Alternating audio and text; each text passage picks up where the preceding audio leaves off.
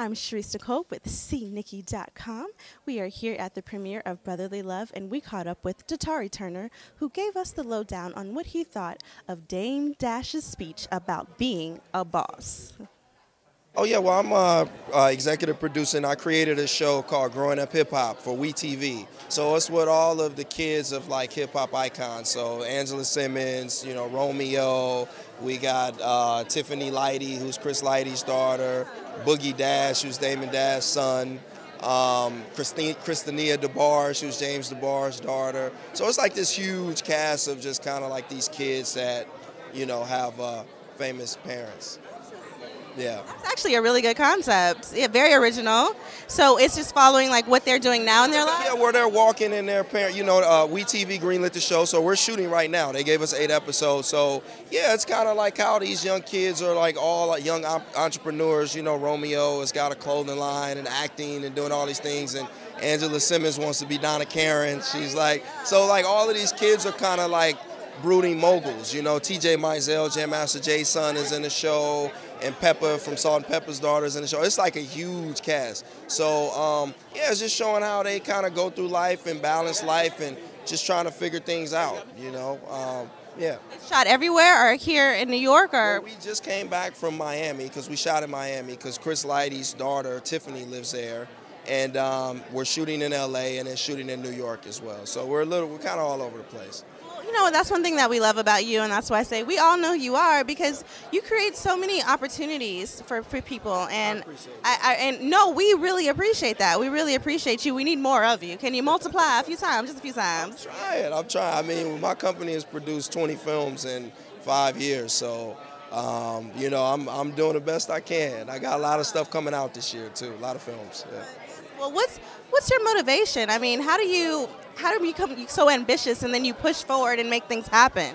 What's your secret? Well, I mean, I think it's really no secret to success but hard work, you know, and just, you know, I pray a lot, and you know, I just try to outwork people, you know, and I don't wait around for people to give me the opportunity. I put my own money up and I try to do it myself. You know, that's what I did with Video Girl, which was one of the first movies I wrote and produced with Megan, and Dysfunctional Friends, and some of the films that I've done. It's like, you know, a lot of times studios don't want to make these films, or they want to tell you, we'll make it, but we got to change it to this, and and it's like, I'm like, well, I just put my own money up and we just make it independently and go the festival route. So that's why I came out to this film, because I know it was independently financed, and I know Dana and Shakim give a lot of, you know, people that look like me opportunities, and so, and you know, I know a lot of the actors in the film. Me and Kiki been talking about doing something for forever, and Corey is a great friend of mine as well, Corey Hardrick, and he's great in the film. So yeah, so you know, we just out here just trying to work and create.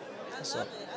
With everything that is constantly in the news that's negative, it's so great to know that there's so many young black people that are doing positive things, and we're really trying to make a difference like yourself. So you're a great inspiration to so many of us, man. Yeah. They gotta, you're right. Every time you turn the news on, it's negative stuff. They gotta show the positive stuff, and you know, it's a lot of great things that are going on, and you know, I speak at a lot of universities. I just came back from New York. I was speaking at Juilliard. And so, yeah, I try to mentor film students all the time, and yeah, I try to give people as many opportunities as I can. So. Well, I don't know if you saw the interview that Dame Dash did about becoming a boss and how it's important. Dame is actually in the show, the Growing Up Hip Hop show. His son Boogie Dash is in the show. So I spoke to Dame literally less than 2 hours ago. So yeah. We're actually talking about doing the ODB the Old Dirty Bastard biopic. So RZA is on board to direct, and I've been talking to Dame and Kanye about producing it with me. Yeah. Yeah. We want to see that. But what about Dame? I was going to say, what are your opinions on that? Because you are a boss in your own right. You know what I'm saying? So people had strong opinions, whether they agreed or disagreed with it. You know, my thing is, as long as people talking, that's a good thing. As long as people talking, you know what I mean? You know, Dame, I created my first TV show at 24. It was called The Ultimate Hustler at BET with Damon Dash. So, you know, Dame, I've learned a lot from Dame. You know, he's a really smart guy, actually genius. You know, I think because of his approach sometime, people don't always receive the jewels that he's trying to drop. They just look at the approach and look at the harsh and brassness and the cock. They think he's arrogant and all of that. But he's a really intelligent guy, and I've learned a lot. And anytime he wants to give me some advice, I'm going to listen. So. I agreed. I thought it was a little, abrasive, but I really understood what it was that he was trying to say. We got to do our own stuff. I mean, Lee Daniels, he got behind Lee Daniels early and put money behind the Woodsman and Shadow Boxer. And, the studios, they don't give us those opportunities almost until we're at the tipping point to blow. It's like Ava DuVernay, no studio gave her the money to do Middle of Nowhere or I Will Follow. They got on board after that.